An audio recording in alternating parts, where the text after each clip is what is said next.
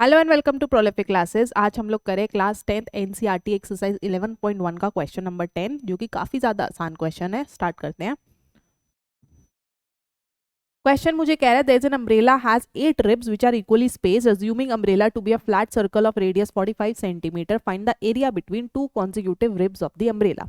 तो क्वेश्चन क्या कह रहा है, वी हैव एन अम्ब्रेला जिसको अगर हम खोल दे तो वो पूरा एक इस तरीके से सर्कल की शेप बन रहा है और उसके ऊपर 8 रिब्स है। रिब्स क्या होती है, हमारी ये जो लाइंस है जिसके थ्रू अम्ब्रेला जो होता है वो बेंड होता है, राइट। तो हमें 8 रिब्स है और हम अगर ध्यान से देखें तो हर रिब का जो टू कॉन्जिक्यूटिव रिब्स के बीच का जो एरिया है that is nothing but a sector. तो इनडायरेक्टली उसने मुझे बोला है कि हमें ईच सेक्टर का एरिया निकालना है। अब इसके दो तरीके हैं, या तो मैं पूरे सर्कल का एरिया निकालूं और उसको 8 इक्वल पार्ट्स में डिवाइड कर दूं, सिंपल, क्योंकि उसने बोला है कि 8 इक्वल इक्वी स्पेस्ड हमारे पास रिब्स आ रखी है।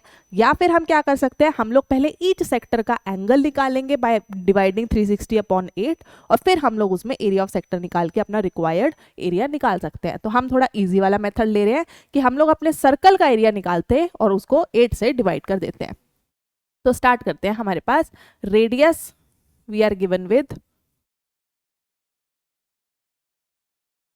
which is 45 centimeter, number of ribs मुझे मिली हुई है 8। तो एरिया ऑफ ईच सेक्टर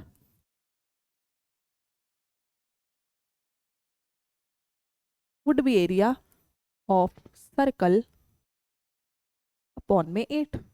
अगर आप थोड़ा सा ध्यान लगाओ, अगर मैं उसका एंगल निकालने के लिए 360 अपॉन 8 भी करती तो भी हम वही काम कर रहे हैं, हम 360 को डिवाइड कर रहे होते हैं 8 से, राइट। तो हमें बस फॉर्मूला लगाना है अब। तो pi r square upon 8, pi की value we have 22/7, radius we have 45 and we have to divide it with 8 also।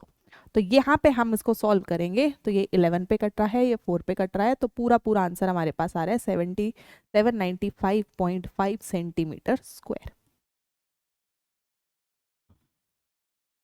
तो ये तो इजी वाला मेथड था जो कि प्रॉपरली वैलिड है आपके एग्जाम पॉइंट ऑफ व्यू से। नहीं तो आप नॉर्मली अपने एंगल को निकाल कर भी एरिया ऑफ सेक्टर निकाल सकते हो।